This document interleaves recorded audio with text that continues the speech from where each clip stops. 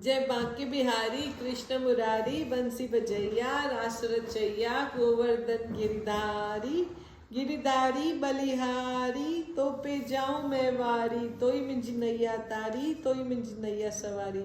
श्रीमद् भागवत कथा। जीअं राजा परीक्षित पंहिंजे तन त्याग कयो हो सो हाल पाण कृपा करे असांखे ॿुधायो। सूत जी चयो त जॾहिं राजा परीक्षित ॿुढो थियो तॾहिं वीचार कयईं त जीवन खे मारण अधर्म आहे, सो त मां छॾे ॾिनो आहे। पर इहा त राजाउनि जो धर्म आहे जो जंगल में वञी शिकार खेली। इन बहाने सां घणई शहर ॾिसण में अचनि था। हमेशह राजाऊं ईअं कंदा आया आहिनि। इहो वीचार करे हिकिड़े ॾींहुं राजा जंगल में वञी घणाई जीव शिकार करे मारिया। वरी राजा हिकिड़े हिरण जे पुठियां पियो ऐं घायल थी किरी पियो ऐं ॿी पहर जे वक़्तु उहो उन पुठियां पंहिंजो घोड़ो भॼाए तंहिं करे पंहिंजे साथियुनि खां जुदा थी वियो। जॾहिं राजा खे गरम हवा लॻण करे तमामु ॾाढो उञ अची सतायो ऐं पाणी ॻोल्हण वास्ते चइनी तरफ़ां घुमण लॻो, तॾहिं उन जाइ ते बंडी ऋखेश्वर जी झोपड़ी हुई। उहो ऋखेश्वर वॾो योगी हो, हमेशह जंगल में रहंदो हो ऐं जो खीर वछड़े जो पीअण वक़्तु गांइ जे थणनि मां किरंदो हो, उहो खीर पी परमेश्वर जो भॼन कंदो हो। राजा उते वञी ऋखेश्वर खे चयो त राजा परीक्षित खे ॾाढी उञ लॻी आहे, दया करे थोरो पाणी मूंखे पियारियो। अहिड़ीअ तरह केतिराई भेरा राजा ऋखेश्वर खां पाणी घुरियो ऐं ऋखेश्वर महाराज उन वक़्तु अखियूं बंदि करे पंहिंजा प्राण चारे परमेश्वर जे ध्यान में अहिड़ो लॻल हो जो खेसि पंहिंजे तन बदन जी ख़बर कान हुई। तंहिं करे हू राजा जी ॻाल्हि न ॿुधी सघियो, न कोई उनखे जवाबु ॾेई सघियो। उन वक़्तु जीव हचा करण करे कलयुग अची राजा जे मन में पंहिंजो प्रवेश कयो, कपट पैदा कयो।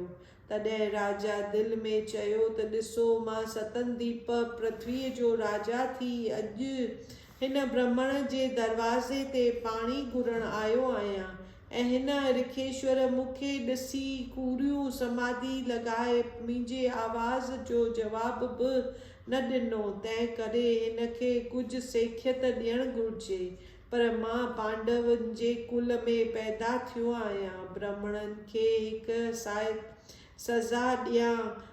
जॾहिं अहिड़ो वीचार करे राजा घोड़े तां लथो, तॾहिं उन जाइ ते हिकिड़ो मुअल नांग पियल ॾिसी मन में चयईं त नांग ऋखेश्वर जे गले में विझां। त मन नांग जे चुच डप खां ऋखेश्वर पंहिंजूं अखियूं खोले। अहिड़ो वीचार करे राजा कांवर मां उन नांग खे पंहिंजे कमान सां खणी बंडी ऋखेश्वर जे गिचीअ में विधो।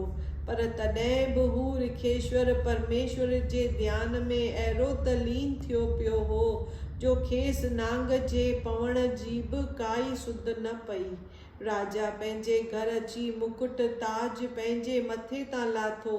उन वक़्तु हुनखे ज्ञान आयो त तॾहिं ॾाढो अरमान थियो।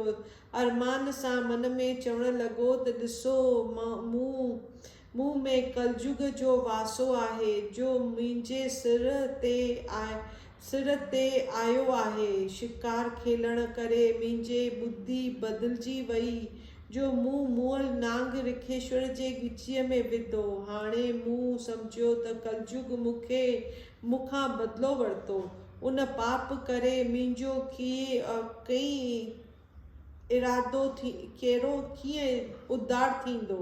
जॾहिं को माण्हू नारायण जीअ खे विसारे गऊ ब्राह्मण खे दुख थो ॾिए, तॾहिं सम्झणु घुरिजे त उन जो ख़राबु वक़्तु आयो आहे।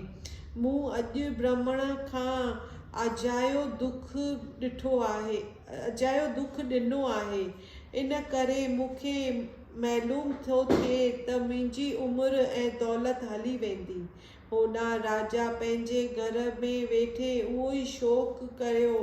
होॾां जंहिं जाइ ते बंडी रिखेश्वर ध्यान में वेठो हो, उते जॾहिं रिखेश्वर जे बालक रांदि कंदे हुन हाल ॿुधो, तॾहिं हिकिड़े छोकिरे बंडी रिखेश्वर जे पुट श्रृंगी रिखेश्वर खे, जंहिं कौशिकी नदीअ जे किनारे ते छोकिरनि सां रांदि वेठे कई, उनखे वञी चयो त तुंहिंजे पिता जे गले में राजा परीक्षित नांग विझी वियो आहे। इहा ॻाल्हि ॿुधी श्रृंगी रिखेश्वर, जंहिं ब्रह्माजीअ जे वरदान पाइण करे पंहिंजो वचन सिद्ध थिए रखियो, सो क्रोध में भरिजी बदन कंबण लॻुसि। उन वक़्तु नदीअ जे किनारे ते वञी हुन राजा खे श्राप ॾिनो त अॼु खां 7 ॾींहंनि तक्षक नांग जे ॾंगण सां राजा परीक्षित मरी वञे। हाणे कलयुग जे राजाउनि ही हाल आहे, जो ब्राह्मणनि जे कृपा ऐं आशीर्वाद सां राजगद्दी हासिल करे उनखे दुख था ॾियनि। हे अर्जुन ऐं राजा युधिष्ठिर जे कुल में अहिड़ो अधर्मी राजा थियो, जंहिं मुंहिंजे पिता जे गले में नांग खणी विधो ऐं राजा ब्राह्मण खे कमज़ोर ॼातो आहे। तंहिं करे मां खेसि पंहिंजी सिमर्थी ॾेखारियां। श्रृंगी रिखेश्वर सभिनी छोकिरनि खे इहा ॻाल्हि ऐं श्राप ॾियण जो हाल ॿुधाए पंहिंजे पिता बंडी रिखेश्वर वटि आयो ऐं संदसि गले मां नांग कढी रोअण लॻो। संदसि आवाज़ ॿुधंदे बंडी रिखेश्वर समाधि खोले ऐं पंहिंजे पुट खां पुछियो त तूं रूए छा कारण थो।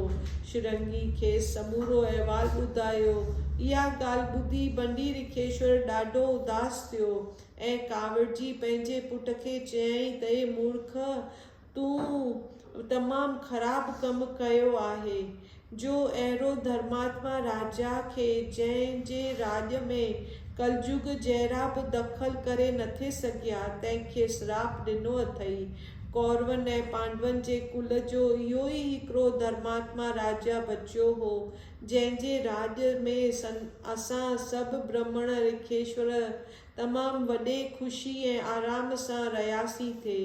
तो हुननि खे थोरी अपराध करण करे वॾी सज़ा ॾिनी। तूं संदसि अवगुणनि खे ॾिठो, गुणनि खे छॾे ॾिनो। हाणे परीक्षित जे देहांत खां पोइ अधर्मी राजा थींदा ऐं उन जे राज में कलयुग पंहिंजो दख़ल करे जीवन खां पाप कराईंदो। राजा मुंहिंजे स्थान ते आयो ऐं मूंखे घुरायो हो त खेसि भोजन खाराए आदर भाव कयां। ही ॾाढो शर्म जी ॻाल्हि आहे जो मूं हुनखे हिकिड़ो लोटो पाणीअ जो बि न पीआरियो। तो अहिड़े वैष्णव राजा खे श्राप ॾेई श्री कृष्ण महाराज जो अपराध कयो आहे। पोइ बंडी रिखेश्वर परमेश्वर जो ध्यानु धरे उन जी वेनती कयईं ऐं वैकुंठनाथ, ऐं अॼु मुंहिंजे बेसमझी पुट तमामु वॾो ख़राबु कमु थियो आहे, उन जो अपराध माफ़ कर। ऐं मन में वीचार कयईं त अहिड़े धर्मात्मा राजा खे उन श्राप जो अहिवाल चवाए मोकिलणु घुरिजे, जंहिंमें हू पंहिंजे परलोक सुधारण जी कोशिश करे। उहो वीचार करे कर्मक नाले पंहिंजे चेले खे सॾु करे चयो त तूं राजा वटि वञी मुंहिंजे पारां आसीसूं ॾिएसि। चवेसि त श्रृंगी रिखेश्वर तव्हांखे हिन तरह श्राप ॾिनो आहे, तंहिं करे तव्हांजो ओचितो मौत थींदो ऐं तव्हां होशियार थी पंहिंजी मुक्तीअ जी तजवीज़ कयो। बोलो श्री कृष्ण कन्हैया लाल की जय। सियावर रामचंद्र की जय। मोर मुकुट बंसीअ वारे की जय। शिव बोलेंगा न्यारो इंगा, बोल सदाई शिव। लाल जाति चो झूले लाल बेराई पार सदाई सुखी सदाई शाहूकार।